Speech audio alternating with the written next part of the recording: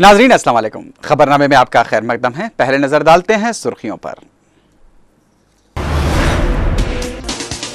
रियासती हुकूमत का साल 2012-13 का बजट पेश। अक़लियतों के लिए 459 करोड़ रुपए मख्तस।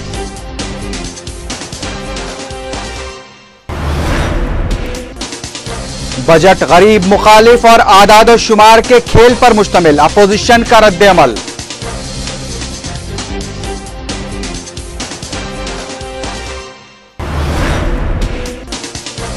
उत्तर प्रदेश में कांग्रेस बरसर इक़्तिदार आएगी। वजीर आजम डॉक्टर मनमोहन सिंह की पेश कयासी।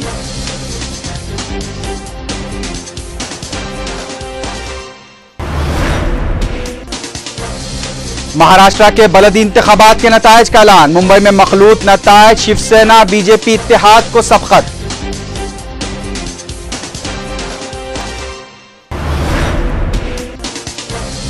खित्ते में दरपेश मसाइल, बैरूनी ताकतों की कारस्तानी। पाकिस्तान में से फरीकी सरबराही इजलास से महमूद अहमदी निजात का खिताब।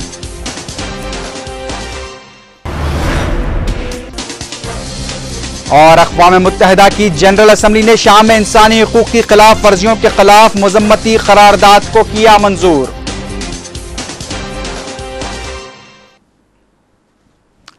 सुर्खियां आपने देखी, अब देखते हैं क्या है आज की अहम इलाकाई खबरें।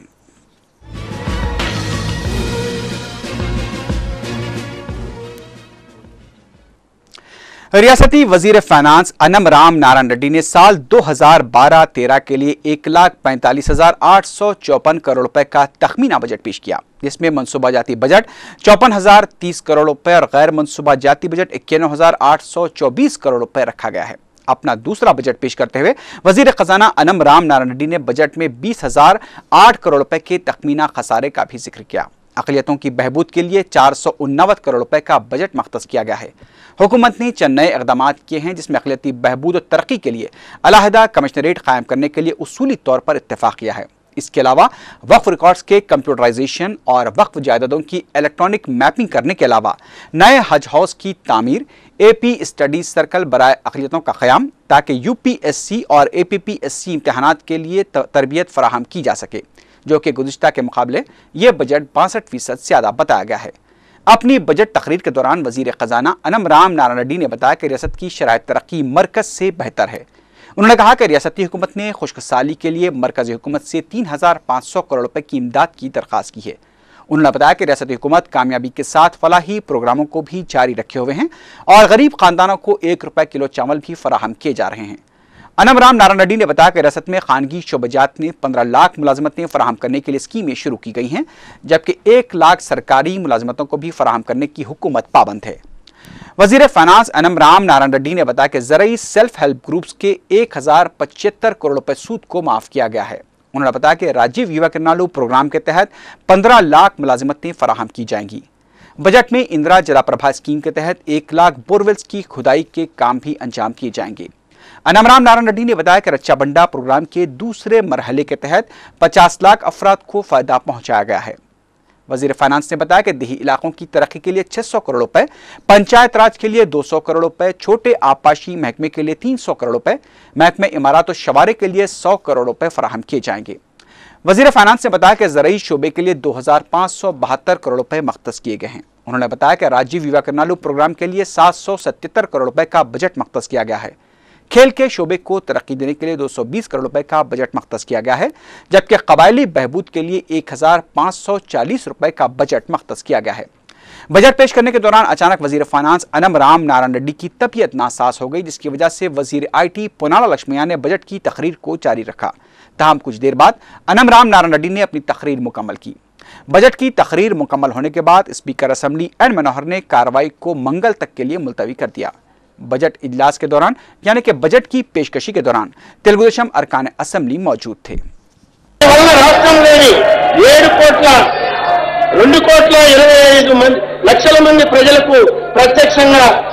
లబ్ధి చేకూరుతుంది। రాష్ట్రంలోని యువతరాలకు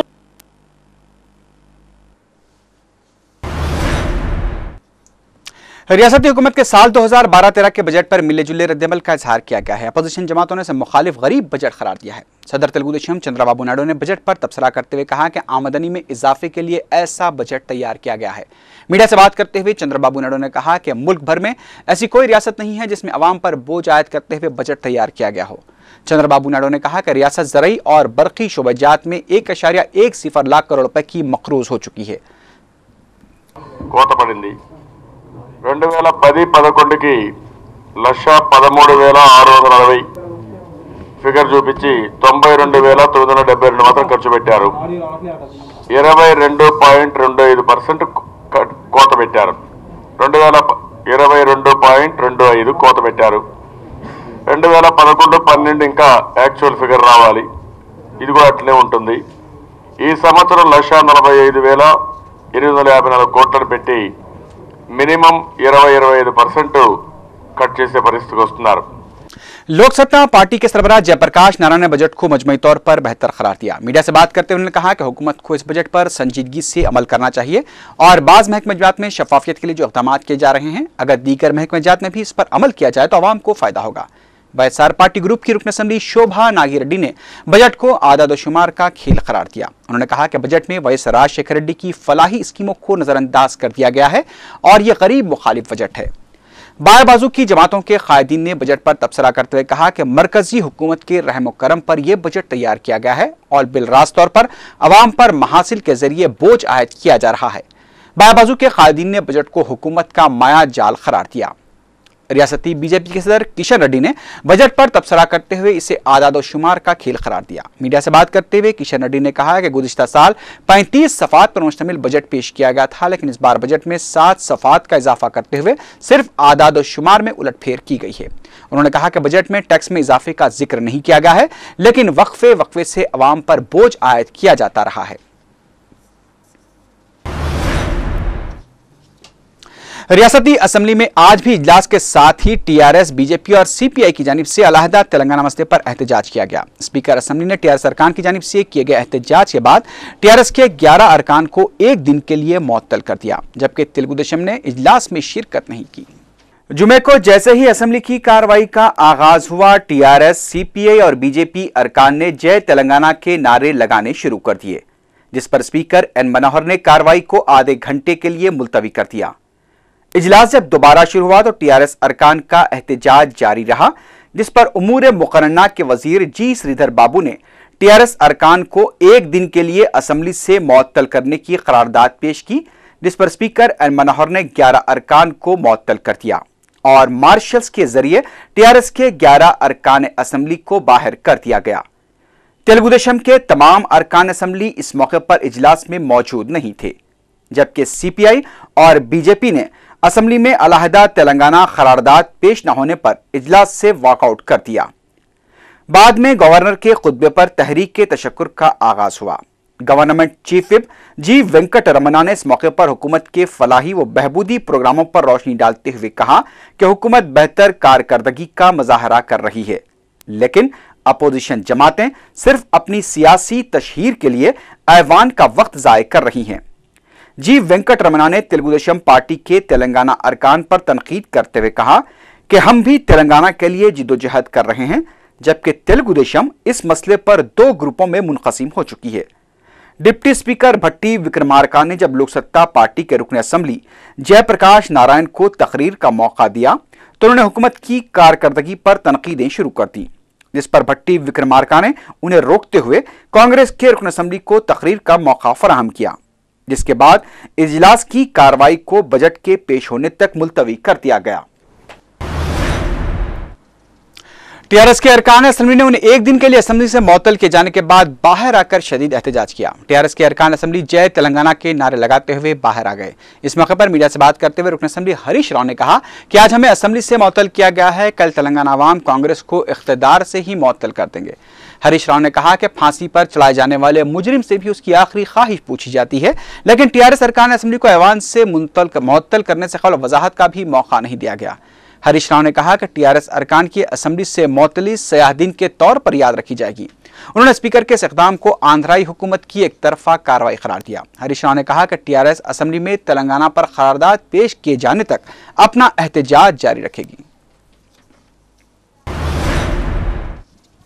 लोकसत्ता पार्टी के असेंबली जयप्रकाश नारायण ने गवर्नर के खुतबे को हुकूमत का झूठा प्रोपेगेंडा करार दिया है। ऐवान असेंबली में आज गवर्नर के खुतबे पर तहरीक तशक्कुर के मुबाहस में तकरीर करने का मौका न दिए जाने पर शदीद एहतजाज करते हुए जयप्रकाश नारायण ने हुकूमत पर तमाम महाजों पर नाकाम हो जाने का इल्जाम किया। जयप्रकाश नारायण ने कहा कि आज मुस्तहक अफराद राशन कार्ड से महरूम हैं और केरोसिन की सब्सिडी दलालों के हाथों में जा रही है। उन्होंने कहा कि रियासत में जहां हर तरफ बदनवानियों का चर्चा है, गवर्नर के खुतबे में बदनवानियों पर एक सतर भी जिक्र नहीं किया गया है। उन्होंने सवाल किया कि आइंदा इंतखाबात में अवाम तो कांग्रेस को सबक सिखाएंगे ही, लेकिन क्या जब तक लूटमार का बाजार इसी तरह जारी रहेगा? कांग्रेस गुज़िश्ता कई सालों से तेलंगाना अवाम को धोखा देती आ रही है। असेंबली इजलास के बाइकआउट के बाद मीडिया से बात करते हुए बीजेपी के असेंबली किशन रेड्डी ने यह बात कही। उन्होंने कहा कि कांग्रेस और तेलुगु देशम ही तेलंगाना की तश्कील में रुकावटों के जिम्मेदार हैं। किशन रेड्डी ने कहा कि 9 दिसंबर 2009 को मरकजी वज़ीर दाखिला पी चिदम्बरम की जानिब से किए गए ऐलान पर अमल नहीं किया गया, जिससे मरकजी हुकूमत की नीयत वाज़ेह नजर आती है। उन्होंने कहा कि 2014 के इंतखाबात में अवाम दोनों जमातों को सबक सिखाएंगे।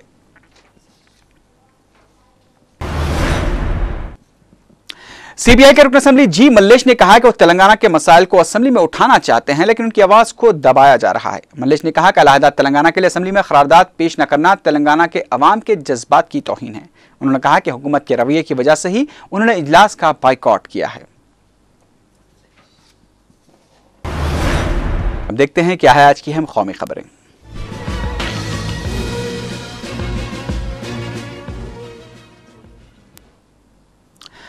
वज़ीर-ए-आज़म डॉक्टर मनमोहन सिंह ने यह पेशकयासी की है कि उत्तर प्रदेश के असेंबली इंतखाबात में कांग्रेस कामयाबी हासिल करेगी। इंतखाबी मुहिम की रैली से खिताब करते हुए वज़ीर-ए-आज़म डॉक्टर मनमोहन सिंह ने कहा कि उन्होंने उत्तर प्रदेश में बात महसूस की है कि हर तरफ कांग्रेस के हक में हवा चल रही है। डॉक्टर मनमोहन सिंह ने उत्तर प्रदेश के मौजूदा हालात पर अफसोस का इजहार करते हुए कहा कि गुज़िश्ता 22 सालों के दौरान उत्तर प्रदेश को पसमानदगी की जानिब ढकेल दिया गया। उन्होंने कहा कि उत्तर प्रदेश को तरक्की की सिमत ले जाने के लिए कांग्रेस के हाथ मजबूत करना जरूरी है। मनमोहन सिंह ने उत्तर प्रदेश के अवाम से कांग्रेस को बरसरदार लाते हुए उत्तर प्रदेश को तरक्की याफ्ता बनाने की अपील की। वज़ीर आज़म ने यकीन का इजहार किया कि सोनिया गांधी और राहुल गांधी की रहनुमाई में उत्तर प्रदेश आगे बढ़ेगा। और इस बार हवा जिस तरफ भी देखो कांग्रेस के हक में चल रही और मुझे पूरा विश्वास है कि इन आने वाले इलेक्शंस में कांग्रेस की जीत होगी। सोनिया जी और राहुल गांधी जी की रहनुमाई में उत्तर प्रदेश एक बार फिर आगे बढ़ेगा। उधर उत्तर प्रदेश के चौथे मरहले के लिए इंतखाबी मुहिम उरूज पर पहुंच चुकी है। आज रायबरेली में इंतखाबी रैली से खिताब करते हुए प्रियंका गांधी ने उत्तर प्रदेश के अवाम से कांग्रेस को इक़्तिदार पर लाने की अपील की। प्रियंका गांधी ने कहा कि मरकज़ और रियासत में एक ही हुकूमत से तरक्की की राहें खुल सकती हैं। उन्होंने बेनी प्रसाद वर्मा की जानिब से मुस्लिम कोटे से मुताल्लिक़ दिए गए बयान पर तबसरा करते हुए कहा कि इंतखाबी मुहिम की गर्मी के दौरान ऐसे अल्फाज निकल आते हैं। मरकजी इलेक्शन कमीशन ने बीजेपी से उत्तर प्रदेश इंतखाबात के दौरान राम मंदिर की तामीर के वादे से मुताल्लिक़ किए गए ऐलान पर वजाहत तलब की है। बाज़ार के इस मसले पर हिंदू तंजीमों अखिल भारतीय हिंदू महासभा, अखिल भारतीय संत समिति और संत महासभा ने इलेक्शन कमीशन से शिकायत करते हुए इंतखाबात में बीजेपी की जानिब से राम मंदिर के लिए किए गए वादे को मंशूर से हटाने के लिए कार्रवाई की दरख्वास्त की थी।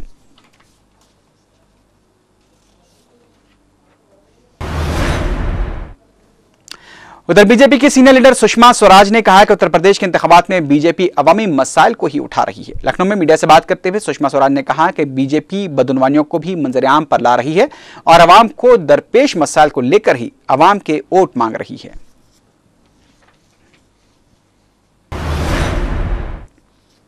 महाराष्ट्र की 10 म्युनिसिपैलिटीज के नताज आने शुरू हो गए हैं। मुंबई म्युनिसिपैलिटीज के लिए शिवसेना बीजेपी इत्तेहाद सबसे बड़ा महाज बनकर बढ़ते नजर आ रहे हैं। अब तक मिले नताज और रुझानों के मुताबिक बीजेपी शिवसेना इत्तेहाद ने मुंबई में तकरीबन 100 के लगभग वार्ड्स पर अपनी सबकत को बरकरार रखा है, जबकि कांग्रेस एनसीपी इत्तेहाद 70 वार्ड्स पर आगे चल रहा है। राज ठाकरे की एमएनएस तकरीबन 30 वार्ड्स पर आगे बताई गई है। मुंबई म्युनिसिपैलिटी के लिए मखलूत नताज खतई शक्ल अख्तियार कर सकते हैं। उधर पूना में कांग्रेस एनसीपी इत्तेहाद आगे है, जबकि नागपुर में बीजेपी शिवसेना इत्तेहाद आगे चल रहा है। आज शाम तक कतई नताइज का ऐलान मुतवक्के है।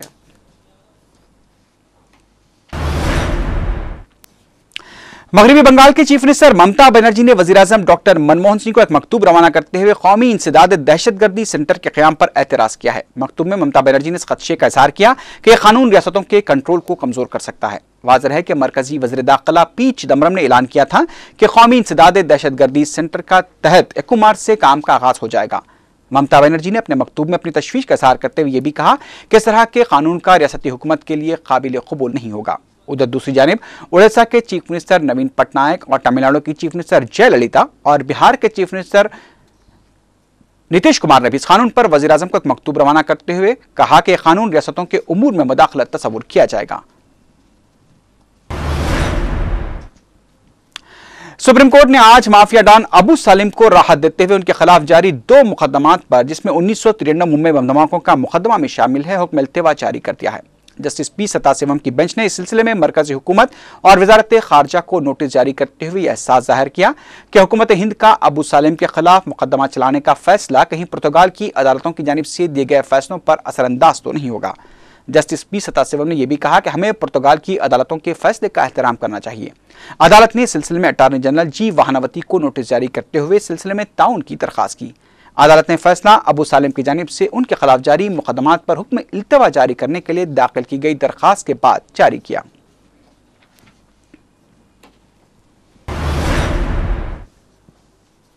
अब देखते हैं क्या है आज की अहम बैनुल-अक़वामी खबरें।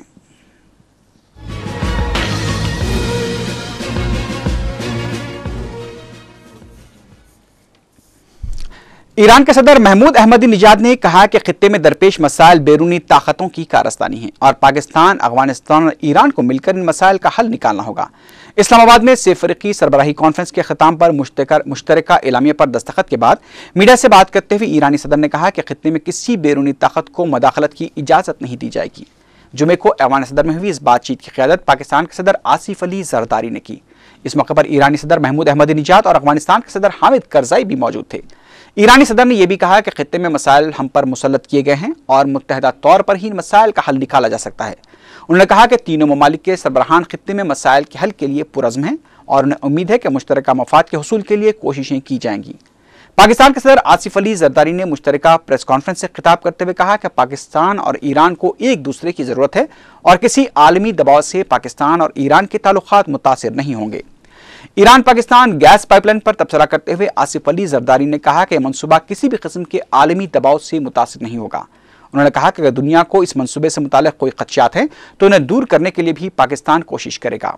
इससे पहले सेफरीकी सरबराही मुज़ाकरात में खित्ते की मुजमी सूरत हाल, तालिबान से बातचीत और दहशतगर्दी के खिलाफ जंग जैसे मौज़ूआत के अलावा दीगर अहम उमूर पर भी बातचीत की गई है।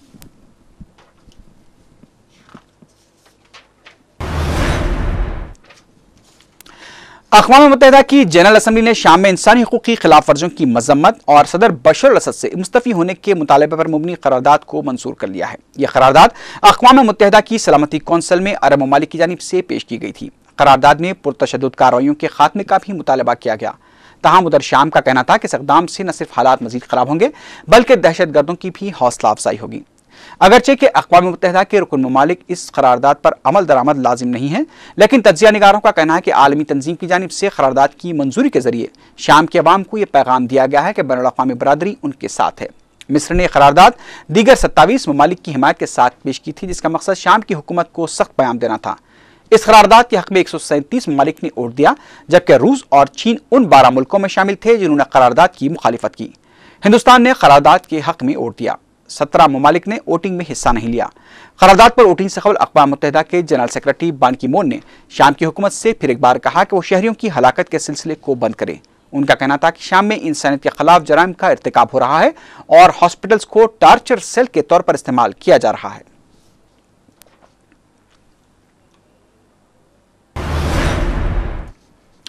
उधर शाम में सदर बशर अल-असद के खिलाफ जारी मुजाहरों पर सिक्योरिटी फोर्सेस के क्रैकडाउन से गुज़िश्ता 3 दिनों के दौरान 680 अफराद के हलाक होने की इत्तला मिली है। शाम की जनरल इन्क़िलाब कौंसिल का कहना है कि हमस हामा और दुर्रे में सिक्योरिटी फोर्सेस की कार्रवाइयों में 68 कमसीन बच्चे और 43 खवातीन भी हलाक हुई हैं। ऐनी शाहिदीन ने बताया कि सरकारी फौज शहरियों के खिलाफ हमलों के लिए हेलीकॉप्टर्स और रॉकेट लॉन्चर्स का इस्तेमाल कर रही है। कई इलाकों में जरूरी अशिया के साथ साथ अद्वियात की किल्लत और मवासलाती और बरकी निज़ाम के दरहम बरहम हो जाने से आम जिंदगी मफलूज होकर रह गई है।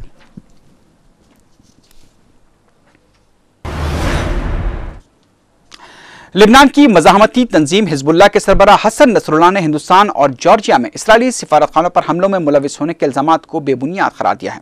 बेरूत में एक जलसे से खिताब करते हुए हिजबुल्लाह के सरबराह ने कहा कि अपने लीडर का बदला लेने के लिए आम इसराइली शहरी, सिफारतकार या फौजी को मारना तंजीम के लिए शर्मनाक काम है। उन्होंने कहा कि बयान देने के लिए वो इसलिए मजबूर हुए हैं क्योंकि हिजबुल्लाह को इन धमाकों में मुलविस ठहराने की कोशिशें की जा रही हैं, जबकि उनकी तंजीम का इन वाक़ात से कोई ताल्लुक नहीं है।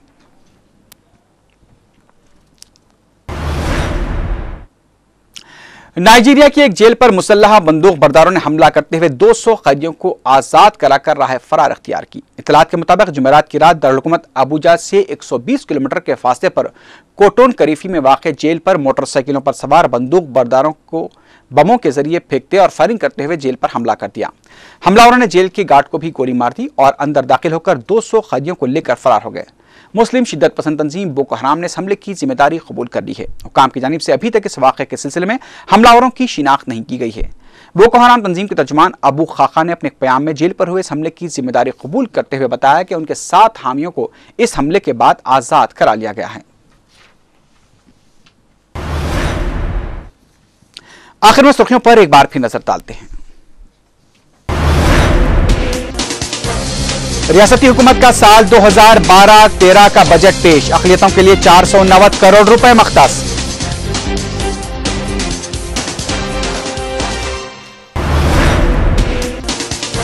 बजट गरीब, मुखालिफ और सिर्फ आदाद शुमार के खेल पर मुश्तमिल, अपोजिशन का रद्द-ए-अमल।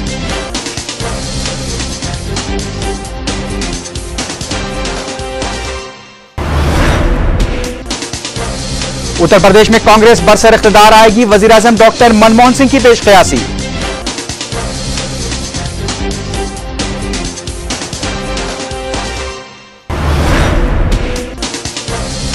महाराष्ट्र के बलदी इंतखाबात के नतायज का ऐलान, मुंबई में मखलूत नतायज, शिवसेना बीजेपी इत्तेहाद को सबकत।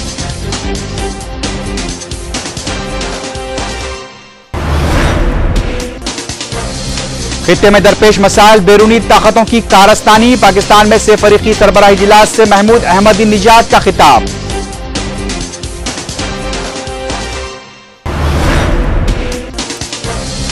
और अक़वाम मुत्तहिदा की जनरल असम्बली ने शाम में इंसानी हुकूक की खिलाफ वर्जियों के खिलाफ मजम्मती करारदाद को किया मंजूर।